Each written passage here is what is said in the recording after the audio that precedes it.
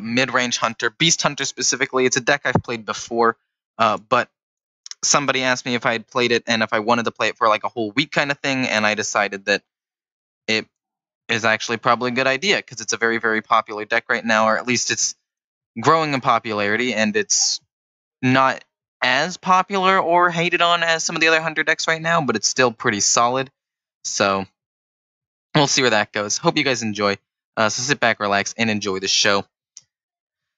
So we're going to kill that off, obviously. We can't play the Scavenging Hyena, so I think this turn is just going to be a draw turn. Next turn might also be a draw turn with Dire Mole or just a Spring Paw. The fact that I have a Dafs with the Scavenging Hyena is very, very nice. So this is going to be the Corpse Taker, I'm assuming. Maybe? I actually don't know. It's going to be the Coin something, and usually turn 4 it's like a Corpse Taker. Oh, yeah, that makes a lot more sense, actually. I should have killed it when I had the chance. But I don't even really think I had a chance. Oh my god, I'm a terrible person for being able to top deck that. I'm going to use my weapon to kill it. We're going to play a Dire Mole and a Scavenging Hyena. Hopefully we'll be able to snowball this out of control. We have 2 Spring Paws and a Crackling Razor Maw, so potentially this could be really nasty. If he Consecrates here, that's a little bit of a bummer. Should have planned for that, but I did not. He can't Equality Consecrate. He can Equality Wild Pyromancer or just normal Consecrate. Both of those will be very, very rough for me, but even if he does, this thing will live, which will give me something to adapt. That's fine by me, actually. It gives me something to trade a Spring Paw into to pump this thing up. So that's exactly what we're going to do. We're going to trade this in, adapt him, maybe with Divine Shields. That way if he does have... Ooh, actually, maybe Wind Fury. We're going to go with Wind Fury here. And then we're going to hit 2 times and shoot him in the face. And this might actually just be game. That's a lot of damage to push immediately right now. I have extra card draw. This is probably what makes the deck super good. This along with Rexxar. The Master's Call, being able to draw 3 cards that are fairly reliable for 3 mana is absolutely absurd. And then don't even have to go over why Rexxar is insane. This is a little bit of a different deck list than the normal deck list, by the way. It runs a Flare, runs only 1 Savannah High Main, it runs a 2nd Tundra Rhino. And it's just a little bit different. It runs 2 Unleashed Hounds, some don't. So he actually doesn't want to play anything because he doesn't want to pump this up anymore. So if I'm able to get like another Adapt or Timberwolf, do I win the game? The answer is, so if I play 1, 2, they all get pumped up. I can do right now 8, 9, 10, 11, 12, 13, 14, 15, 16, 17, 18, 19, 20. Double Timberwolf does win me the game. Boom, boom. Bada bing, bada boom. And just like that, this deck is popping off. I'm at rank 3, 4 stars, I think, right now. I've been nothing but winning recently on multiple different Hunter decks because that's the meta right now. I'm playing other decks for you guys, but really to climb in the background, I am playing Hunter decks, but there are definitely other good decks out there. I've been playing a little bit of Odd Rogue too, but without further ado, I'll just jump right into the next one. So we're going into a Hunter versus Hunter matchup. I think that this deck is not going to have to be super fast. I have a form of removal with Spring Paw, something to increase the tempo with Animal Companion and card draw, so I have a pretty flexible set of options here. Spring Paw can help me deal with a Secret early on. If I get a Candle Shot, that could theoretically be better, but it's fine either way. Master's Call, if he's playing a slower version of a deck, like if he's not going Beast Hunter, and Animal Companion, all very, very good for me. I actually don't think I want to play him this turn. I'm going to hold off. I'm going to see what happens in a bit. So I realized someone just told me that they don't like when I ruin the endings of videos at the very beginning as like my highlights thing. And that's just to show you guys that I do actually win sometimes with this deck. I'm actually not terrible. I actually get wins occasionally. I think that he's going slower. I think I should... Oh, there's Deathstalk Rex. I basically won the game. We're going to try to up the tempo ourselves. Try to get something rolling here, draw after, assuming what he plays. Like, if he gets a Freezing Trap down, that sucks. It's still going to be a 4/4 taunt for 5, which isn't terrible. Could be worse. But Master's Call will be another thing later. Okay, that's fine. It's going to be freezing. It's going to get sent back to my hand. Yeah, what did I say? Then I think we Master's Call and play a 1-drop if we get one, like a Dire Mole. We got the Dire Mole. Boom, we play him. We end turn. Next turn, we might just play Misha. Don't fully know yet. Might actually have to play more things. Oh, he's going to kill it off? Interesting. Into what? What are you pointing out? Okay. My bet is it's not Snipe. There's no way it's Snipe. Yeah, it's not Snipe. He's just going to be a taunt that basically stalls out for a little bit while I get other things rolling around him. Okay. That may be a lie. I may need to actually hit him with something. It'll pop secrets, but... Or, alternatively, what I do is I set up. We don't want to pop his secrets. We don't want him to get the Eagle Horn Bow out. I played against a guy who literally did nothing like the entire game. Rexxar might have been a better play here, but this just puts out another threat on the board. What's he going to do? Kill it off? Do it, I dare you. Kill it off. Kill command? Okay. Into what, exactly? Like, what's his plan? I may be willing to hit him with a 4-1 Misha that he wasted a kill command on. Okay, so he's getting rid of the weapon. At this point, I feel like it could be safe to attack. But maybe not, actually. Trying to think here. If it's Freeze Trap, that could still be bad for me. So here's what we're going to do. We're going to hit him with this, see what it is with this. If nothing is popped, it's a Freeze Trap. But as you can see, stuff is getting popped. That's actually something very good for me to actually have. Okay.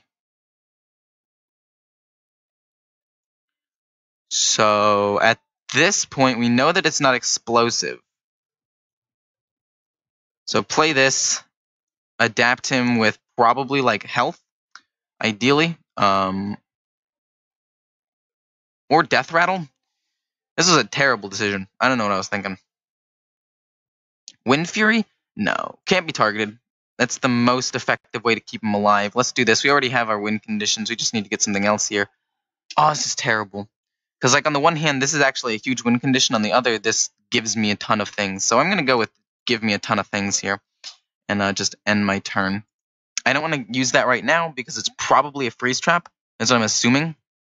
It says it could still be explosive, but I don't think it can be. I think it would have popped at the same time. To my side? Okay. That could be worse. Is he going to kill off the hyena? I'd be okay if he kills off the hyena, honestly. I have ways of dealing with this board. Spring Pause and Unleash the Hounds, so it's not actually that big of a deal. If he doesn't, he loses. Don't. Oh, man, he's actually going to kill it. Don't do it, please. Don't do it. Be unintelligent about this, please. Just, okay, so he's going to kill it. He's a little bit smart.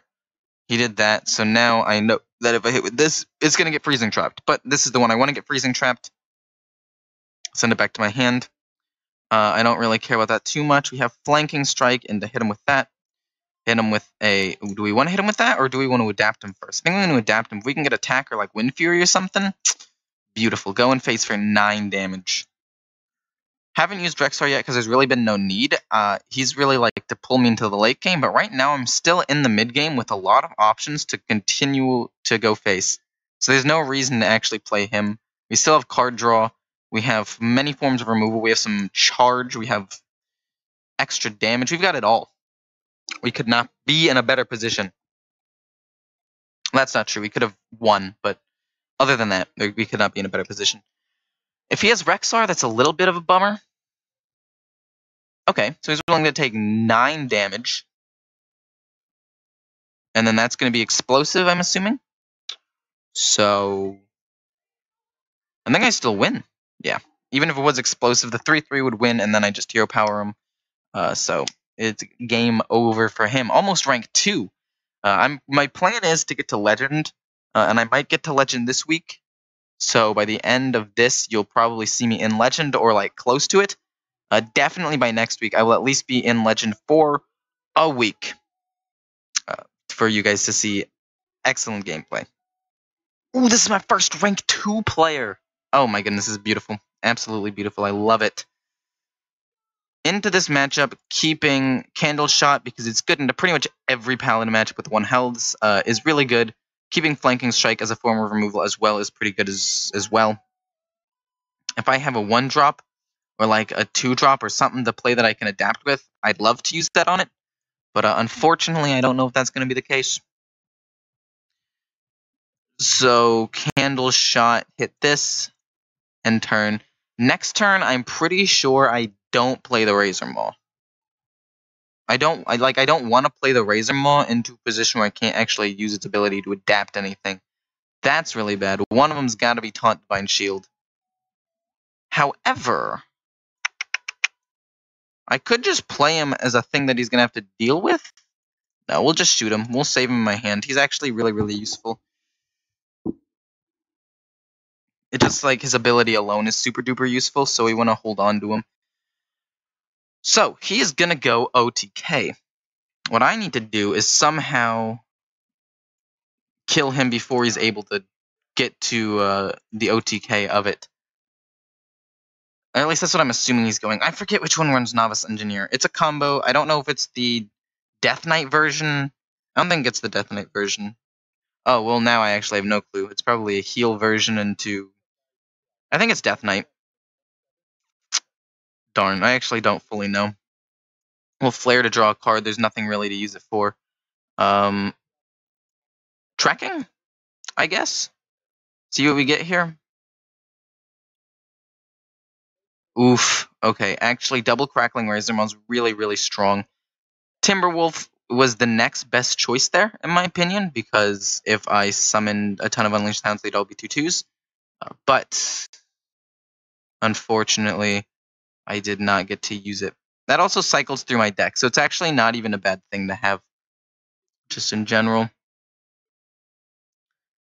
I was gonna say, do I want a Hunter's Mark? And I started saying, duh, and I don't know. I don't know what happened. If I get Stealth, okay, hear me out here. If I use Stealth, he could have Consecrate. But if he doesn't have Consecrate, I pop off next turn. Or I could go with the safer option and have just 2 plants. We're going to go with the greedy option here. I think that being greedy could be beneficial. If he doesn't have Consecrate, I basically win. He did have Consecrate. Oh, God. That's fine. I'm going to be able to wipe his board with Rexxar next turn. Not really going to use much of anything. Just going to be able to produce beasts every turn. So we'll hit that, Rexxar. Not that big of a deal, really. Just going to be able to produce beasts every turn and hopefully outvalue him. Just create as much as possible. A little bit of mayhem, if you will. So that's nice. Like, this is, I think, a bad matchup for me because of the fact that he has a decent amount of card draw and the fact that he has ways of controlling my board. But I think that if I create good enough minions, like, it shouldn't matter that much. So I want to create a cheaper... Stampeding Kodo is actually pretty solid. It can kill off a little thing. So we'll do that into more health. It's more likely to survive. And then we will Animal Companion, and it's Huffer, so we'll adapt it and hope to give it Wind Fury. Divine Shield, he's going to have to use 2 things to get rid of it, or we just use Living Spores. I think we do Living Spores. He's going to be able to kill it anyway. Living Spores gives me 2 1/1s that will basically just deal with his 1/1 anyway. Like, that's... The Divine Shield will kill one of them, but doing this will kill multiple. Stampeding Kodo will be a pretty decent play next turn. Is he going to kill him off? Interesting, okay. There are 2 Consecrates down, though. Like, now at this point, I can be as greedy as I want, I think. Because there's nothing really to worry about. We'll create another beast, though. Hopefully something a little bit cheaper. Am I fine dealing damage to myself? Yes, especially if I get, like, Lifesteal. I didn't get Lifesteal. That's 5 mana. Or I just go for 6 mana. I think we go for just 6 mana. Not super duper value, but he's a 4/9 taunt. Yes, he does do damage to me, but I'll probably be able to get a Lifesteal Rush dude at some point, and I think that it's just good to have him out there. Next turn I have... Oh, dear God. So, obviously he was going Death Knight. I should have seen that coming from like a mile away. And I kind of did, to be honest, but also at the same time, I just kind of through, in my opinion. So I'm going to create another beast. Scavenging Hyena and Charge would be amazing. No, we don't get that, but we get Rush Echo. Is that useful? No, it's not. We want to go Taunt Poisonous? Do we? Yeah, sure, why not? He's still fairly cheap and has more health now. So the question is, do I want to use this? The answer is yes. Just get as many big beasts out as possible. He's already used up 2 Consecrate, so quality Consecrate isn't that big of a deal anymore. He got a quality Wild Pyromancer, but not a huge deal. He's going to draw some more cards, probably Taunt Divine Shields and more draw potential. He's killing that off. That's a bit of a bummer. He's going to create a Hero Power, return it to his hand, probably. I'm going to Flanking Strike whatever he creates, or whatever he uses to bring it back to his hand. Yeah, it is the Youthful Brewmaster. So that's fine. I'm on a clock here. I'm on like a 3-turn clock to actually deal with his board. I think I can do it, though. We have 1, 2... I don't even have to create a beast, I don't think. I think what we do is we just try to rush him down.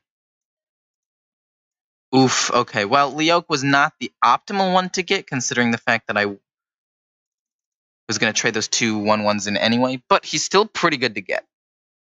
I really, really like the current state that I'm in. He's going to need at least 3 more turns to deal with my board, and that's assuming he gets all the correct horsemen. Which one did he get already? He got... Okay, so he got Thoros. So he has a quality 2, probably. Makes sense. Makes sense. Is he going to be able to return that to his hand? Does he really have it? No way. Okay, so he had another Youthful Brewmaster. He's able to return it to his hand quite easily. Does he hit me with the weapon to gain more health, or what does he do? Kangor as well? Jeez Louise, okay. Wait, he didn't hit me after playing Kangor? I think that's a mistake. This and Unleash the Hounds to kill off Kangor. No, he'll just kill it with the weapon. This and this. Well, Hunter's Market. He's going to gain a decent amount of life from this, but I still have a 6/5. I think I lost. I think I wasn't able to get a good enough board state on the game early. If I'd been able to get like a 1-drop, like a Dire Maul into an adapted Dire Maul using the Crackling Razor Maul, I could have won this game. But into this particular matchup, I need to go faster.